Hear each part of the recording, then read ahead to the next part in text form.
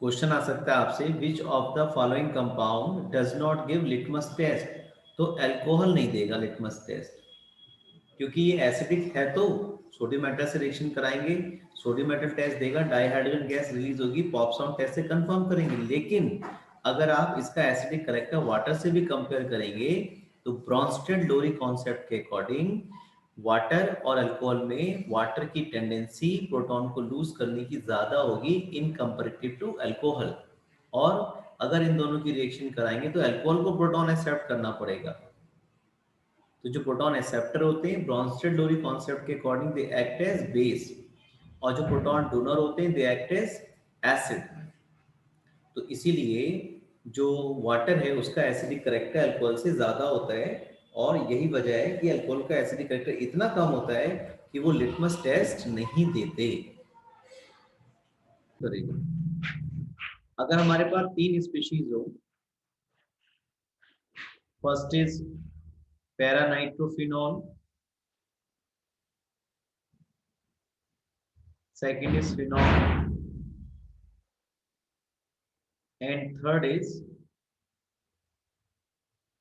4-methyl phenol। यहाँ पे methoxy group भी हो सकता है, OCH3 ग्रुप भी हो सकता है। तो इन तीनों कंपाउंड में जो एसिडिक करेक्टर है वो सबसे ज्यादा पैरा नाइट्रोफिनॉल का होगा, फिर फिनॉल का, फिर 4-मिथाइल फिनॉल। ऐसा इसलिए है क्योंकि यहाँ पे जो NO2 ग्रुप है ना, ये इलेक्ट्रॉन विड्रॉइंग ग्रुप है। ये इस O और H के बीच में जो बॉन्ड पर इलेक्ट्रॉन है उसको O की तरफ शिफ्ट कर देगा, जिससे इस O पर ज्यादा नेगेटिव, और इस H पर जिससे इलेक्ट्रॉन डेंसिटी दूर चली गई O की तरफ, उस पर ज्यादा पॉजिटिव चार्ज क्रिएट कर देगा। यानी कि यहाँ पर जो O बॉन्ड H है वो ज्यादा पोलर हो जाएगा, ज्यादा आयनिक हो जाएगा, और इसी वजह से इसकी टेंडेंसी H पॉजिटिव आयन को लूज करने की सबसे ज्यादा हो।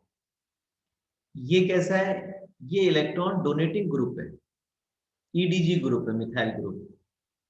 ये इस O बॉन्ड H पर जो इलेक्ट्रॉन डेंसिटी है O पर ज्यादा बढ़ा देगा, और ज्यादा बढ़ाने की वजह से जो शिफ्टिंग है O बॉन्ड H में सिग्मा बॉन्ड पे इलेक्ट्रॉन की टुवर्ड्स O वो बहुत कम होगी, जिससे इस O बॉन्ड H की जो पोलैरिटी है वो क्या हो जाएगी? कम हो जाएगी। एसिडिक करेक्टर, आयनिक करेक्टर क्या हो जाएगा? कम हो जाएगा। और एसिडिक करेक्टर भी क्या हो जाएगा? कम हो जाएगा। तो इसीलिए सबसे ज्यादा एसिडिक करेक्टर फिनॉल में ना ऐसा ग्रुप कोई है कि जो इलेक्ट्रॉन डेंसिटी बढ़ा रहा हो, ना कोई ऐसा है जो इलेक्ट्रॉन डेंसिटी कम कर रहा हो। एक बात और यहाँ सीख रहे हैं हम, जो एसिडिक करेक्टर है it is directly proportional to ionization constant for acids, और inversely proportional to pKa value। pKa हम कैसे निकालते हैं? माइनस लॉग के ए, यानी कि minus log of ionization constant for acid. जैसे पीएच लिखते हो ना हम, माइनस लॉग H पॉजिटिव, बिल्कुल उसी तरह से हम पी के ए निकाल सकते हैं, माइनस लॉग के ए। तो इस बात को ध्यान रखेंगे, जो एसिडिक करेक्टर है it is directly proportional to K A and inversely proportional to p K A. 11.4 propane 1 ol, this is propane 1 ol, ये एक एल्कोहल है। दूसरा कंपाउंड है 4-मिथाइल फिनॉल, दिस इज फिनॉल, और जब CH3 आप लगा देंगे इट इज 4-मिथाइल फिनॉल। उसके बाद है आपके पास फिनॉल,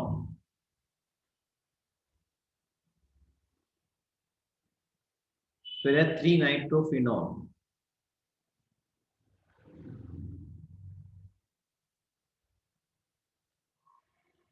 या इसको मेटा-नाइट्रोफिनॉल ही बोल सकते हो आप। फिर है आपके पास 3,5 डाइनाइट्रोफिनॉल, ये 3 और ये 5 पर आपके पास डाइनाइट्रोफिनॉल।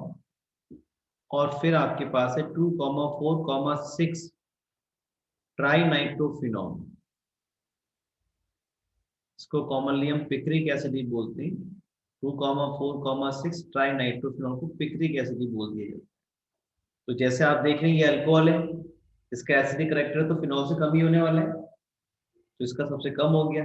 ये इलेक्ट्रॉन डोनेटिंग ग्रुप रख गया, तो इसका ये फिनॉल के केस में अगर कंपेयर करेंगे तो ये एसिडिक करेक्टर को कम कर देते हैं। OH में कोई ऐसा ग्रुप नहीं है जो इलेक्ट्रॉन विड्रॉ कर रहा हो या डोनेट कर रहा हो, लेकिन यहाँ कैसा था कि इलेक्ट्रॉन विड्रॉइंग ग्रुप लग गया। जैसे जैसे इलेक्ट्रॉन विड्रॉइंग ग्रुप का नंबर बढ़ेगा वैसे वैसे एसिडिक करेक्टर जो है वो क्या होगा, बढ़ेगा। तो EDG ग्रुप अगर होगा तो एसिडिक करेक्टर कम, और EWG ग्रुप होगा तो एसिडिक करेक्टर बढ़े।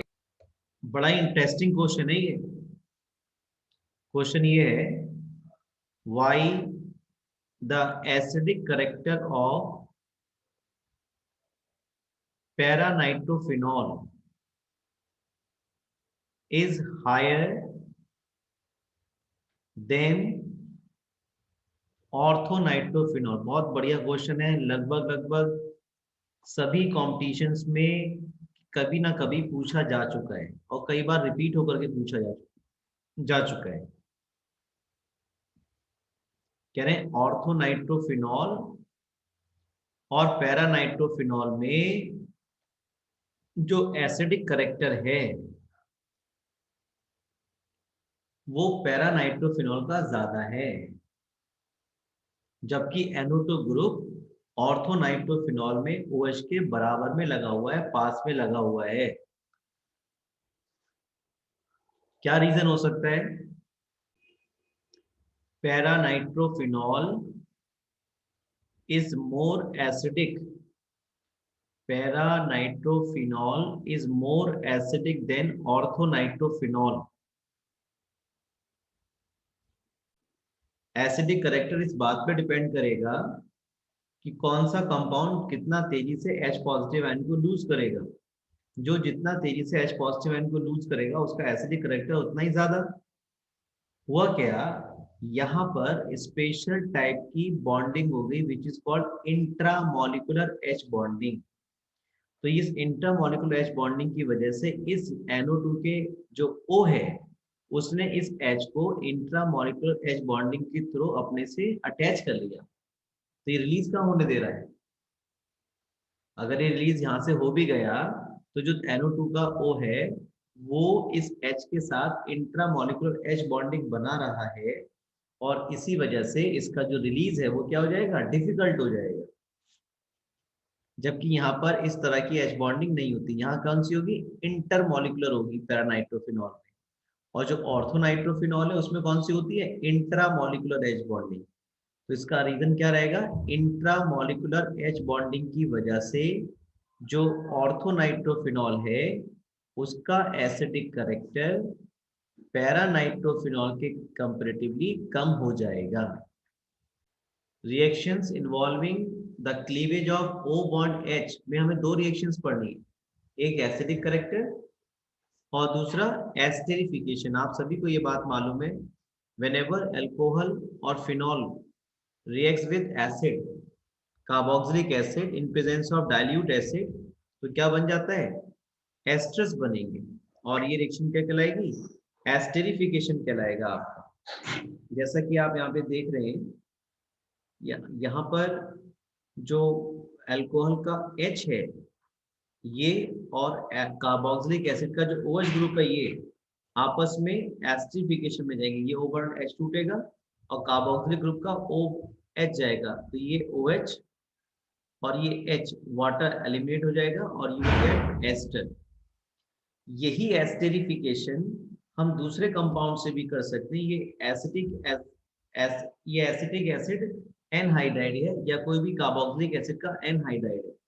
इसकी रिएक्शन जब अल्कोहल से कराते हैं तब भी एस्टर्स बनते हैं, और यही रिएक्शन हम किसी भी ऑयल क्लोराइड से COCl जहां पर लगा हो उससे अगर कराएंगे अल्कोहल की तो भी ये रिएक्शन हो जाती है, एस्टर्स बन जाती है। ये रिएक्शन जनरली पायरिडीन के प्रेजेंस में की जाती है। पायरिडीन यहाँ पर कैसा काम करता है, बेस की तरह काम करता है, और इसका काम ये है यहाँ पर ये जो HCl बन रहा है एज ए बाई प्रोडक्ट उसको न्यूट्रलाइज करना। जैसे ही एसिड बनेगा ये पायरिडीन बेस इसको न्यूट्रलाइज कर देगा और जो रिएक्शन है वो फॉरवर्ड डायरेक्शन में ज्यादा फेवरेबल हो जाएगी और ज्यादा अमाउंट ऑफ एस्टर बनेगा। इसी तरह से अगर आप चाहते हैं कि जो पहली रिएक्शन में हमने कार्बोक्सिलिक एसिड और अल्कोहल की रिएक्शन करा के एस्टर बनाए हैं, इनकी यील्ड बढ़ जाए, तो उसमें जो वाटर बन रहा है एज ए बाई प्रोडक्ट, उसको आप जितना जल्दी हो सके रिमूव कर दो, सो दैट द रिएक्शन में प्रोसीड इन फॉरवर्ड डायरेक्शन। हमारे पास क्वेश्चन आता है, why it is advisable to remove water form as a by product in the chemical reaction. तो आप बताएंगे according to Le Chatelier principle reaction will proceed in forward direction.